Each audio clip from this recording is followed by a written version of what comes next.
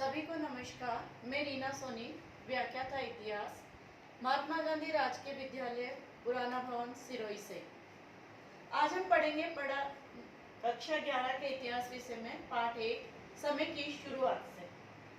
इस पाठ के अंदर मनुष्य के क्रमिक विकास को पूर्णतया समझाया गया है। कहा गया है कि आज जिस मनुष्य को हम इस पृथ्वी पर देख रहे हैं वह इस तरह से नहीं था जब उसकी शुरुआत हुई थी। तो वास्तव में मनुष्य की शुरुआत हुई कैसे? तो कहा जाता है कि मनुष्य की शुरुआत आज से 360 से 240 लाख वर्ष पूर्व का माना गया है। इस पृथ्वी पर मनुष्य शुरुआत में प्राइमेट्स के रूप में इस पृथ्वी पर आया था। वास्तव में प्राइमेट्स क्या है? प्राइमेट्स स्तनपायी प्राणियों का एक समूह है जिसमें वानर और चिंपांजी हमें दिखाई दी हैं। मुख्य रूप से यह अफ्रीका और एशिया के जंगलों में पाए गए थे।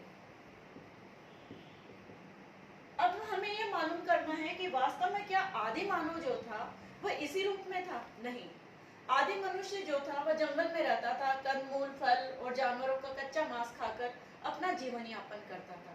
और इन सब चीजों का स्रोत, इनकी जानकारी जो है कि मानव विकास कैसे हुआ, इसके स्रोत मुख्य रूप से हमें प्राप्त होते हैं जीवाश्म, औजार, गुफाएं और चित्रकारी के द्वारा।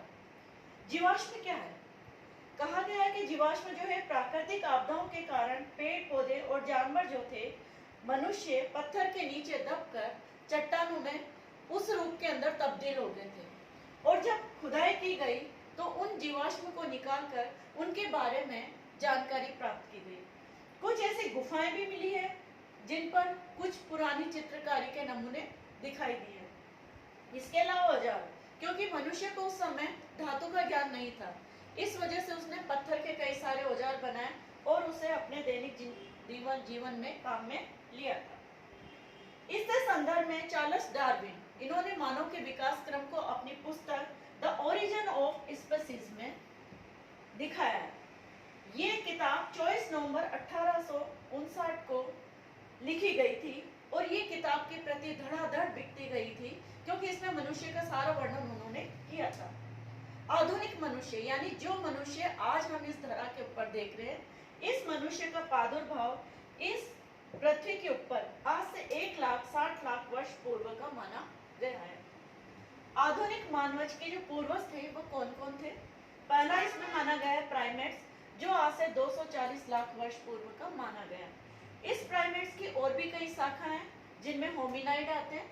होमिनाइड ये भी प्राइमेट्स का रूप है, जो वानर है, चिंपांजी है, लेकिन इनमें यही है कि इनमें पूंछ नहीं पाई जाती थी। इसी का जो अगला भाग था वह था होमिनिड, जो आज से 56 लाख वर्ष पूर्व माना गया है। होमिनिड आज के मनुष्य संरचना से मिलता जुला प्रथम मनुष्य था। होमिनिड की दो शाखाएं मानी गई है, ऑस्ट्रेलोपिथिकस और होमो।